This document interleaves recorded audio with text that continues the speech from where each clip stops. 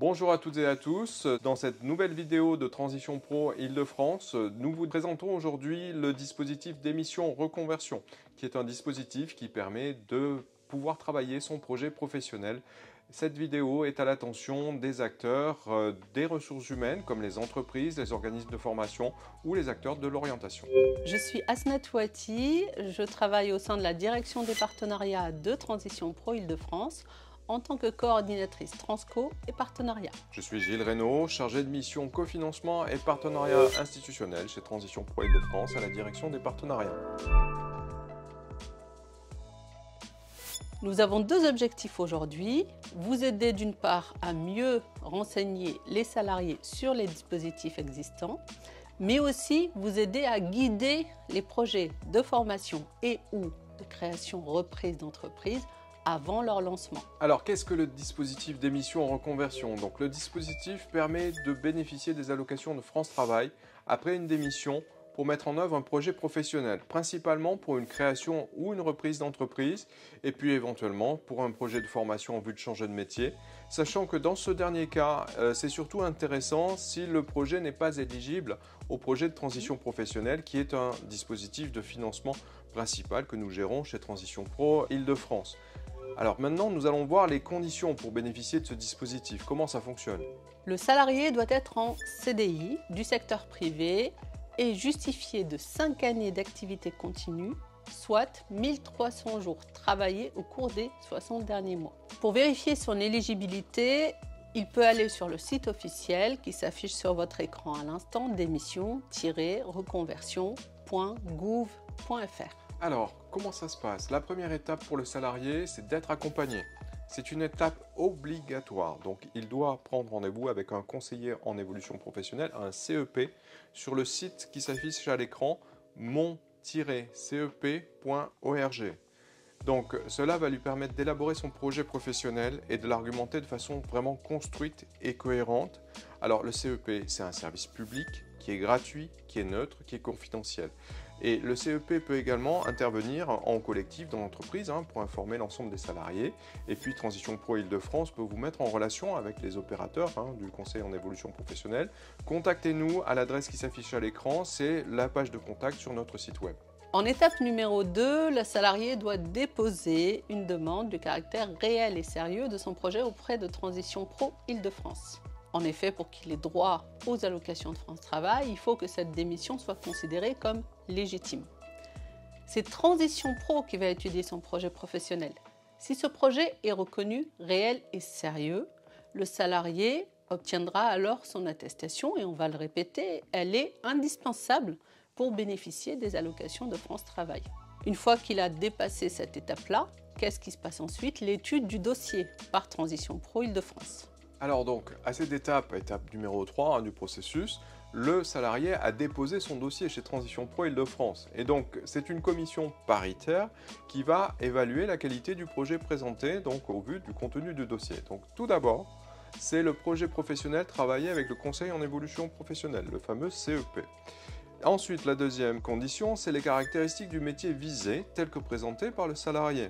Troisième condition, la formation et les modalités de financement de la formation, si c'est un projet de formation. Quatrième, c'est les perspectives d'emploi.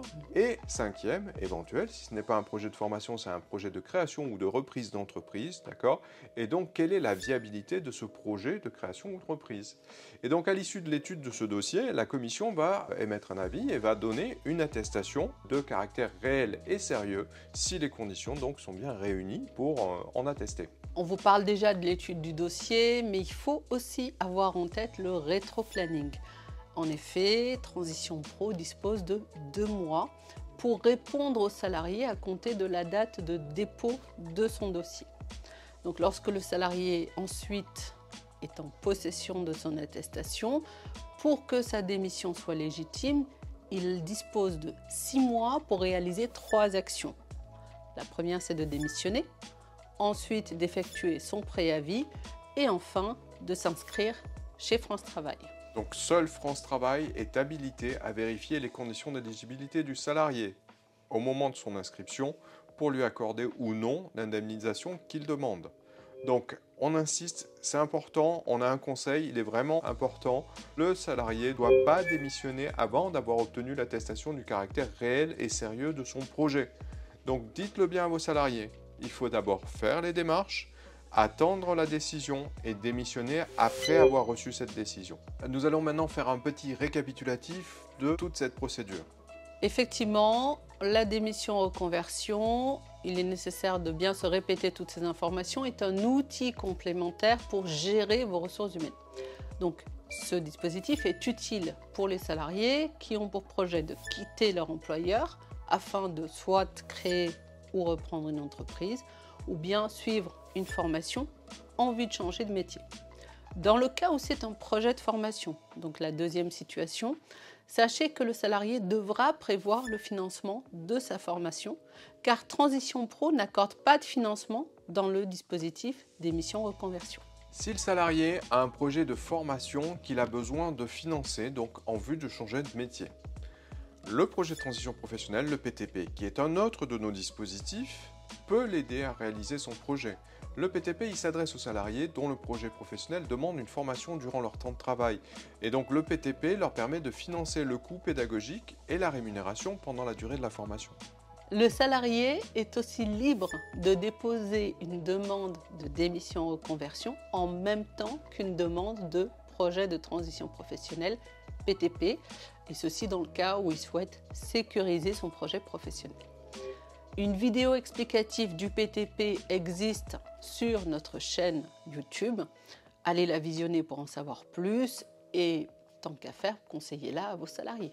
Et maintenant, on va se pencher sur les autres services que peut offrir Transition Pro Île-de-France. Transition Pro Île-de-France, c'est un espace physique d'accueil et de conseil dans nos locaux à Paris, où vos salariés peuvent se rendre et venir nous rencontrer.